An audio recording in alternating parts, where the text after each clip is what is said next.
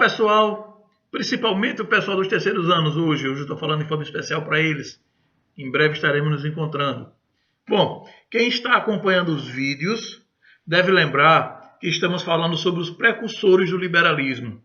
E destacamos já no vídeo anterior Adam Smith, John Locke, Rousseau, não é? E na aula de hoje nós continuaremos destacando os ingleses. Só que desta vez nós nos debruçaremos sobre o pensamento de Jeremy Bentham, foi um cara que viveu entre 1748 e 1832, e John Stuart Mill, que viveu entre 1806 e 1873. Eles desenvolveram as teorias do utilitarismo. Vamos ver o que é o utilitarismo depois da vinheta. Não sai daí não. Volto já.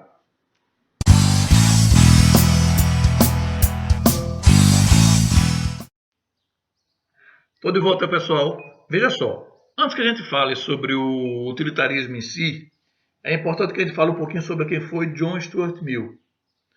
John Stuart Mill ele era um leitor compulsivo das obras de Auguste Comte e Jeremy Bentham, né? Ele teve uma influência muito grande desses caras. Assim, ele tornou-se um grande intelectual positivista, né? Utilitarista, ficou muito respeitado por sua produção intelectual. Mill, eu não sei se eu digo que ele foi produto ou vítima da severa educação do pai.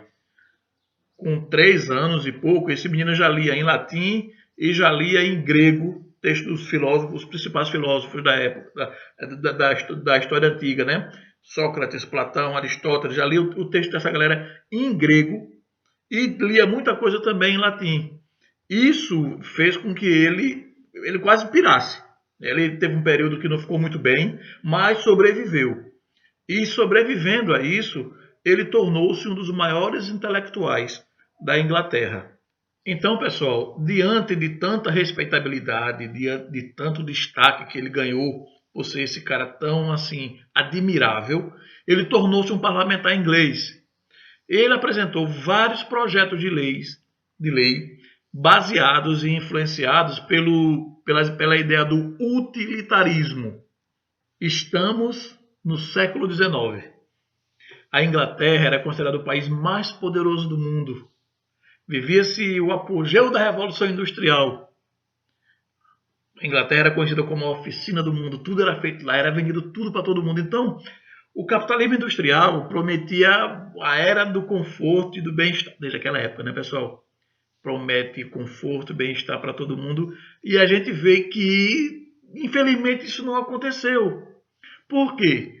Porque naquela época, com tanto crescimento econômico, só se via aumentar o abismo entre os que tinham, entre os ricos e entre os pobres, que só cresciam em quantidade, né? E na distância, na qualidade de vida. Os poucos ricos ficando cada vez muito ricos e os muitos pobres, a quantidade de pobres que aumentava, ficando cada vez mais miseráveis. Então, é nesse contexto de desigualdade, de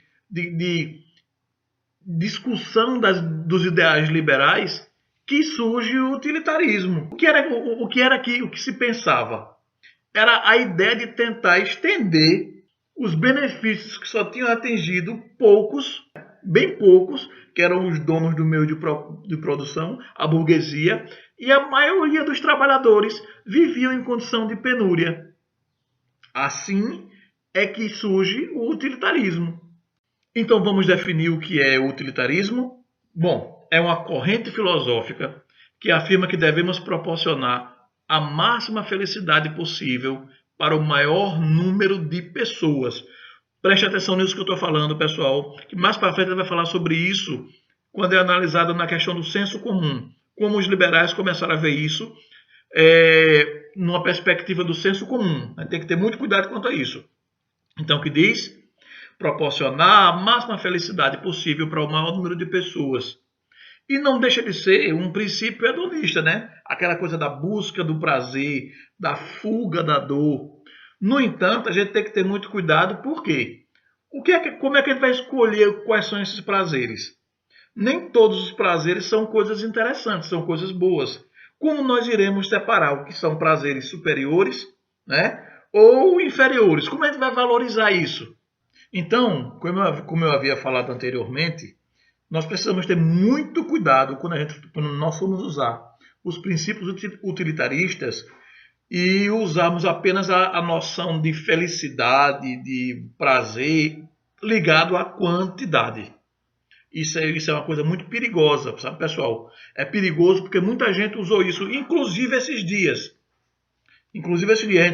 Nós estamos passando por essa pandemia e foi comum nós ouvirmos de alguns indivíduos dizer que, pô, vamos trabalhar, vamos para a rua, vamos fazer as coisas, porque a quantidade de pessoas que vai morrer é mínima diante da quantidade de pessoas que vai ficar viva, que precisa do trabalho.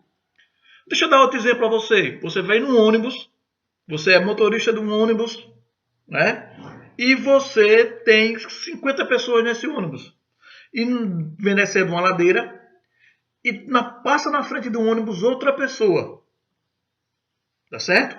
Você pode frear esse ônibus e tentar desviar. Só que ao fazer isso, você pode fazer com que o ônibus vire. Então, o que seria mais correto a fazer? Presta atenção, o correto.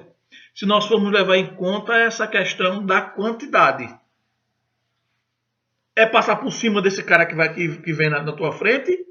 Ou tentar frear e desviar e virar o ônibus e matar uma quantidade maior de pessoas aqui? Olha que isso é uma coisa muito séria. Porque quando a gente usa esse princípio ético, porque o utilitarismo também é um princípio ético, quando a gente usa isso no senso comum, nós estamos prestes a cometer um grande erro. Não sei se vocês acham o mesmo. Porque o cara tem família, o cara pode ter filho, o cara pode ter esposa, o cara pode ter mãe, irmã. Vê a quantidade de pessoas também que iria sofrer com isso. Mas isso aí é uma questão que também vocês vão ter que analisar. É um princípio ético de cada um. Então, quando a gente traz o utilitarismo para o senso comum, a gente tem um risco muito grande de cometer esse erro. Essa ideia da quantidade é mais lá para Bentham.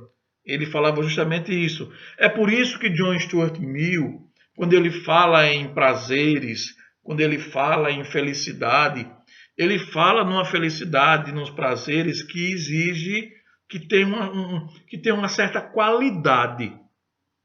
E a gente só consegue enxergar essa qualidade se nós não formos tão presos a instintos, a coisas materiais, né? O intelecto, a formação intelectual, a formação individual, a formação do indivíduo faz com que eu possa escolher quais são os melhores prazeres a seguir. Isso é uma coisa muito interessante. Então, finalmente, eu convido vocês para dar uma viajadinha lá no livro didático da gente, dar uma buscada lá, dar uma lidinha sobre o utilitarismo. Vai ser muito importante, até porque o utilitarismo teve uma importância muito grande no surgimento do feminismo. Stuart Mill, por exemplo, foi um dos primeiros feministas. Ele apoiava a igualdade entre homem e mulher. Tem muita coisa interessante que vocês ainda podem descobrir sobre isso. Para não ficar muito longa, eu vou parar por aqui e tchau, pessoal. A gente se vê por aí. Tá certo?